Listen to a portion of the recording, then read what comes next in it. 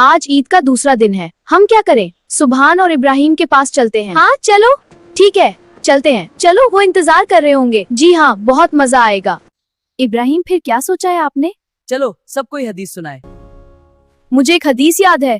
जो शख्स चाहता है कि इसकी रोजी में बरकत हो और उम्र लंबी हो, वो रिश्तेदारों से अच्छा सलूक करे। सही बुखारी की हदीस है। तो हमें सबसे मिलना चाहिए। उमर, ईद पर हमें सब रिश्तेदारों से मिलना चाहिए। जी, खासकर जो नाराज हैं उनको मनाना चाहिए। जी, हदीस के मुताबिक हमें सबके साथ अच्छा सलूक रखना चाहिए, सबको खुश करना चाहिए। हाँ, सब मिलकर ईद मनाएंगे। सब मिलकर दादा जान और दादी से भी मिलने जाएं।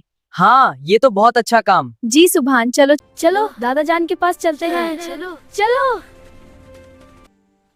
आओ मेरे प्यारे बच्चों, ईद मुबारक। हम आपसे मिलने आए हैं। Grandfather, tell us a story. of course, it's about the strength of unity. Like teamwork? A single stick is weak, but a bundle is strong. We all remember that. आज बहुत मजा आया। हमें हमेशा ऐसे ही मिलते रहना चाहिए, क्योंकि यही सुन्नत है।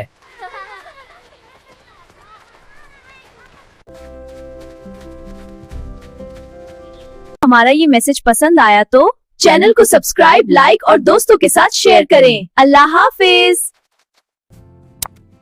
This is our new channel. Don't forget to subscribe, like and share.